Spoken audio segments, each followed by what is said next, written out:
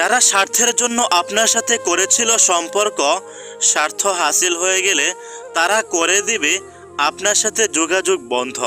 আর এটাই হলো তাদের চরিত্র। যাদেরকে আপনি ভালোবাসেন তাদের কাছ থেকে আপনি দূরে থাকতে পারলেও কখনো তাদেরকে ভুলে যেতে পারবেন না।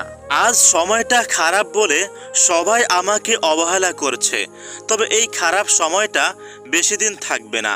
কিন্তু যারা আমার সাথে এরকমটা করেছে তাদেরকে সারা জীবন মনে থাকবে। এই 3 জায়গায় কখনো নরম হবেন না। 1. সত্যি কথা বলতে। 2.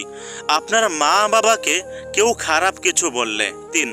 আপনার স্ত্রীর ব্যাপারে কেউ উল্টাপাল্টা বললে। বৃষ্টি ছাড়া যেমন আকাশে রংধনু দেখা যায় না, ঠিক তেমনি কষ্ট ছাড়াও সফলতা দেখা যায় না।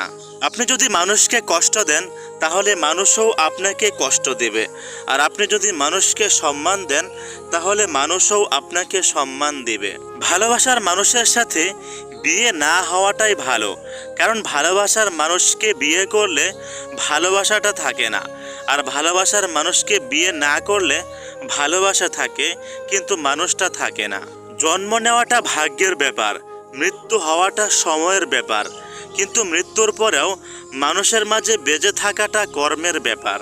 যারা অতিরিক্ত খারাপ মানুষ এবং যারা অতিরিক্ত ভালো মানুষ তাদেরকে মানুষ সারা জীবন মনে রাখে, কিন্তু এর মাঝখানে যারা থাকে তাদেরকে মানুষ অল্প কিছুদিন মনে রাখে, পরে সবাই তাদেরকে ভুলে যায়। কাউকে দুঃখ দিয়ে বেঁচে থাকার চেয়ে দুঃখ নিয়ে বেঁচে থাকাটা অনেক ভালো, কারণ নিজের দুঃখের জন্য কারোর কাছে জবাবদিহি করতে হয় না। আপনার মাথার উপর যদি ছাদ থাকে, অর্থাৎ আপনার যদি একটা ঘর থাকে এবং আপনার পকেটে কিছু টাকা থাকে, নিজের পছন্দ মতো কিছু খেতে পারেন, যেখানে খুশি সেখানে যেতে পারেন, তাহলে বুঝবেন যে আপনি এই পৃথিবীর সবচেয়ে সুখী মানুষদের মধ্যে একজন।